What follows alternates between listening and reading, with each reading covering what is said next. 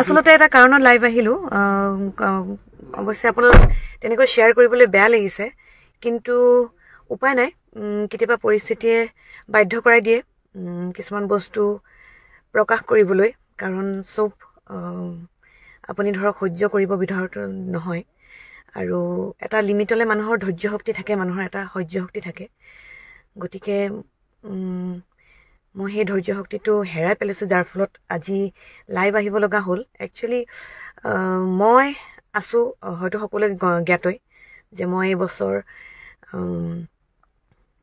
আমাৰ অভিনন্দন থিয়েটাৰ ভ্ৰাম্যমান জগতৰ নতুন সংযোজন অভিনন্দন থিয়েটাৰত চুক্তিবদ্ধ হৈছো আৰু আমাৰ অনুষ্ঠানবোৰ চলি আছে তেনেকৈ গতিকে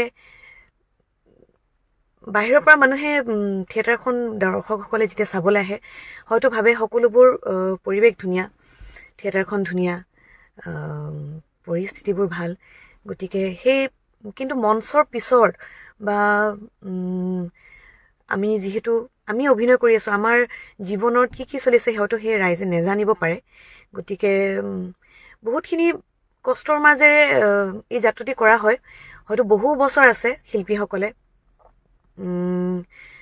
মোতকৈ বহুত অভিজ্ঞ শিল্পী আছে আমাৰ থিয়েটাৰখনত লগতে বিভিন্ন থিয়েটাৰখনত বহু বছৰ ধৰি আজি সেই থিয়েটাৰখনৰ পৰাই তেওঁলোকে সংসাৰখন চলাইছে নিজৰ পৰিয়াল এটি চলাই আছে গতিকে মোৰ তাৰে এটি সদস্য গতিকে এবছৰ এটা ত্যাগ কৰি পেলাই নিজৰ ঘৰ সংসাৰখন এৰি পেলাই অহা হয় এখন থিয়েটাৰলৈ গতিকে বেলেগ ধৰণৰ অভিজ্ঞতা তিতা মিঠা থাকেই মিঠা খুব কমেই হ'লে থিয়েটাৰখনত তিতা অভিজ্ঞতাটো বেছি গতিকে বৰ বেছি কথা বহলাই নিদিওঁ আজি আছো মই বৰপেটা জিলাৰ বাৰাপেটা নামৰ ঠাইডোখৰত আৰু ইয়াত কি হৈছে পৰিস্থিতিটো মানে আপোনাৰ অনুষ্ঠানবোৰতো ঠিকেই চলি আছে কিন্তু আজি মই কথাইদি মানে শ্বেয়াৰ কৰিবলৈ লৈছো যিহেতু আমাৰ অনুষ্ঠান কৰাৰ বিনিময়ত আমি সকলোৱে জানো পইচাটো লোৱা যায় কৰ্ম কৰা হয়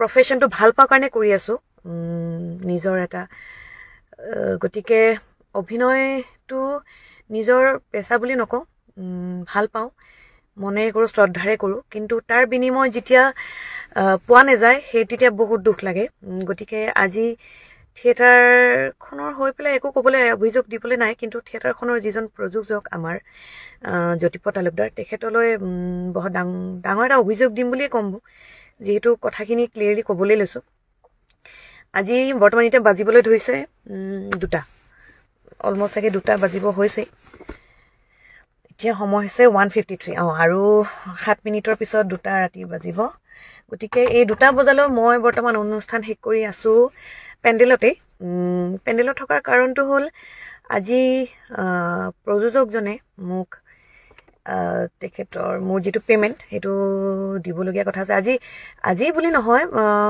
অৱশ্যে এই থিয়েটাৰখনত মই প্ৰথম প্ৰায় যিটো মোৰ পেমেণ্ট লৈ খেলি মেলি পাই আহিছোঁ গতিকে বহুদিন ধৈৰ্য ধৰি তেনেকৈ মই এডজাষ্টমেণ্টত কাম কৰি আহিছোঁ আৰু আজি কি হৈছে পৰিস্থিতিটো মানে তেখেতে মোক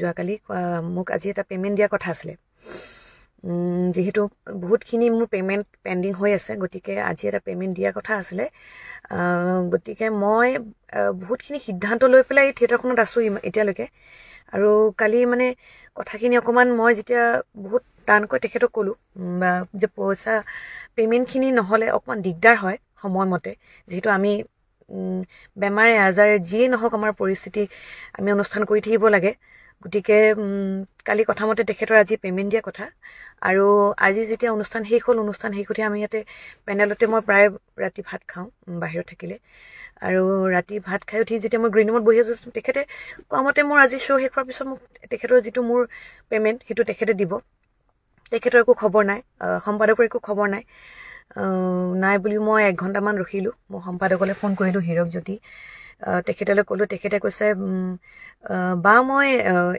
আপোনাক কি কয় কৈ আছোঁ আপুনি জ্যোতিপ্ৰদাক ফোন কৰক, জ্যোতিপ্ৰদা আপোনাক ফোন কৰিব। মই বোলো ফোন কৰা নহয়, আজিতো পে'মেণ্ট দিয়া কথা আছিলে, যিহেতু ফাৰ্ষ্ট ডে আৰু তেখেতৰ কথা মতে আজি মোক পে'মেণ্টটো দিয়া কথা আছিলে, গতিকে মোক ফোন কৰিবলৈ কোৱা তেখেতে মোলৈ ফোন নাই।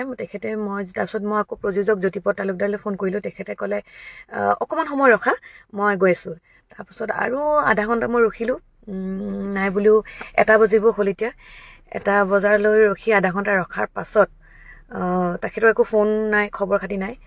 তেখেতে পেণ্ডেলতে বহি তেখেতৰ বন্ধুবোৰৰ লগত তেখেতে কথা পাতি আড্ডা পাতি আছে। তেখেতৰ ইমানখিনি তেখেতৰ দায়িত্ব নাই যে এজন শিল্পীক তেখেতে ৰখাই থৈছে পে'মেণ্ট দিম বুলি। তেখেতৰ ইমানখিনি তেখেতে জানে যে এজনী ছোৱালী মানুহক পেণ্ডেল এটাত 1:30 বজালৈকে ৰখাই পেলাই তেখেতে এইখিনিও কোৱাটো দৰকাৰ বুলি নাভাবে যে তেখেতৰ পে'মেণ্টটো আজি দিব পাৰিম নে নোৱাৰিম। তেখেতৰ কোনো সেই বিষয়ে একো জনোৱা নাই। গতিকে এতিয়া বৰ্তমান 2টা বাজিব হ'ল। তেখেতৰ 2টা বাজিলে অলৰেডি। 2টা বজাৰ লগে লগে তেখেতে যেতিয়া মই ফোন কৰি পেলাই সুধিছোঁ যে পে'মেণ্টটো কি হ'ব, তেতিয়া কৈছে মই দিব নোৱাৰিম। আৰু এইটো কথা খুব বেয়া লাগে যে তেখেতে শিল্পী বুলি নহয়, এজনী ছোৱালীক ইমানখিনি কষ্ট দিয়াৰ তেখেতৰ ৰাইট নাই। প্ৰথম কথা, কাৰণ ময়ো এখন ঘৰ এৰি আহিছোঁ, মোৰো কষ্ট আছে, শাৰীৰিক কষ্ট, মানসিক কষ্ট সেইটো আছেই। গতিকে তেখেতৰ সেইখিনি ক্ষেত্ৰত তেখেতৰ কোনো ৰাইট নাই। এজনী ছোৱালীক তেনেকৈ শিল্পী এজনক পে'মেণ্ট দিম বুলি ৰখাই বহাই পেলাই তেখেতে নিজে পেণ্ডেলত আড্ডা পিটি আছে তেখেতৰ বন্ধুবৰ্গৰ সৈতে। গতিকে ইমানখিনি হৈ যোৱাৰ পাছত মই নাভাবোঁ যে তেখেতক লৈ পেলাই বা মোৰ যিখন থিয়েটাৰ তেখেতৰ প্ৰতি মোৰ কিবা এটা দায়িত্ব থকাটো উচিত। কাৰণ তেখেতে যদি মোৰ কথা নাভাবি পেলাই, মোৰ কথা চিন্তা নকৰি তেখেতে ইমান কেজুৱেলি কথাখিনি লৈছে, আৰু মই 2-3 বাৰ ফোন কৰাৰ পিছতো তেখেতে সেই আড্ডাৰ পৰা তেখেতে উঠি অহা নাই। তেখেতে এতিয়াও সেই তাতে বহি আছে, তেখেতে গুৰুত্ব বুলি নাভাবে। গতিকে মই ভাবোঁ এই থিয়েটাৰখনত থকাৰো মোৰ হয়তো মোক ডিজাৰ্ভ নকৰে বা মই এই থিয়েটাৰখনক ডিজাৰ্ভ নকৰোঁ। গতিকে ময়ো মোৰ কষ্ট কিছুমান অথলে যোৱা যেনেই পাওঁ। গতিকে হয়তো মই কালিৰ ভিতৰত খুব ডাঙৰ ডিচিশ্যন এটাই ল'ম। আজিখিনি আপোনাক ডাইৰেক্টলি জনানো কথাটো যে এই ৰাতিখন মোৰ লগত এতিয়া বৰ্তমান কি হৈ আছে। গতিকে আপোনালোকৰো ভাল বেয়াটো আপোনালোকে নিজেই বুজি পাব। কাৰণ যিহেতু শিল্পী এজনৰ জীৱন সাধাৰণতে সহজ নহয়। ক'ৰবাত নহয় ক'ৰবাত আমিও মানসিকভাৱে শাৰীৰিকভাৱে বহুতখিনি কষ্ট পাওঁ, লগতে আৰুখিনিতো আছেই। জীৱনটোত হেৰাই অহা এজন মোৰ জীৱনৰ মূল্যৱান ব্যক্তি, তেখেতক মই শেষ কৃতকাৰ্য কৰি পেলাই মই মোৰ থিয়েটাৰ যাত্ৰা আৰম্ভ কৰিছোঁ। গতিকে মোৰ বাবে এখন ডাঙৰ বলিদান। আৰু বহু শিল্পী আছে যেনেকৈ এনেকৈ থিয়েটাৰৰ মাজত নিজৰ আপোনজন হেৰাবলগীয়া হৈছে, তথাপিও তেখেতে কৰি আছে। কিন্তু তাৰ বিনিময়ত যেতিয়া আপোনালোকে প্ৰযোজকজনে সেইখিনি সন্মান নিদিয়ে বা সেইখিনি দায়িত্ব বুলি নাভাবে সেই শিল্পীজনক গুৰুত্ব দিয়াৰ, গতিকে ময়ো নাভাবোঁ তেখেতক সন্মান কৰাৰ।